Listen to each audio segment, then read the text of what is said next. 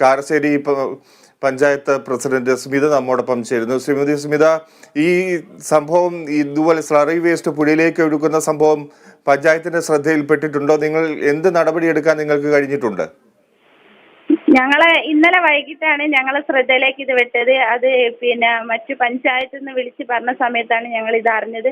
ഇതായിട്ട് ബന്ധപ്പെട്ട് അതിന്റെ ഓണേഴ്സിനെ വിളിച്ച് അവരോട് കാര്യങ്ങൾ പറഞ്ഞിട്ടുണ്ട്. അവർ പറഞ്ഞത് അതവിടെ പൊട്ടിപ്പോയതാണെന്ന് തന്നെ പറഞ്ഞിട്ടുള്ളത്. ഇന്ന് രാവിലെ ഞങ്ങൾ പഞ്ചായത്ത് ഓഫീസിലെത്തിയത്. അപ്പോൾ ഞങ്ങൾ പഞ്ചായത്ത് ഓഫീസിൽ നിന്ന് പോയിട്ട് അവിടെ പരിശോധിച്ചിട്ട് എന്താ നടപടിയും ആ നടപടിയായിട്ട് പഞ്ചായത്ത് മുന്നോട്ട് പോകും.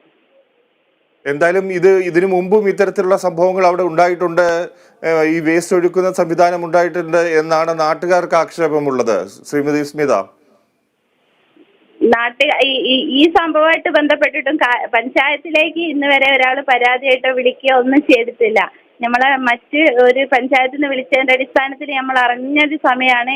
എന്തായാലും ഇതുമായിട്ട് ബന്ധപ്പെട്ട് ഞങ്ങൾ എന്തായാലും നടപടിയായിട്ട് മുന്നോട്ട് പോകും. ഇന്ന് പോയിട്ട് അന്വേഷിച്ചിട്ട് അവിടെ പോയി സ്ഥലം സന്ദർശിച്ചതിന് ശേഷമുള്ള നടപടിയായിട്ട് പഞ്ചായത്ത് മുന്നോട്ട് പോകും.